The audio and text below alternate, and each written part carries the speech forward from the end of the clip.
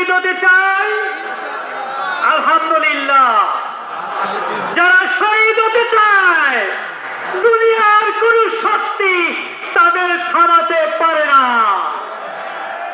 12 তারিখের নির্বাচন সত্য মিথ্যার যুদ্ধ, হক বাতিলের যুদ্ধ, ইসলামের দুঃশাসনের বিরুদ্ধে যুদ্ধ,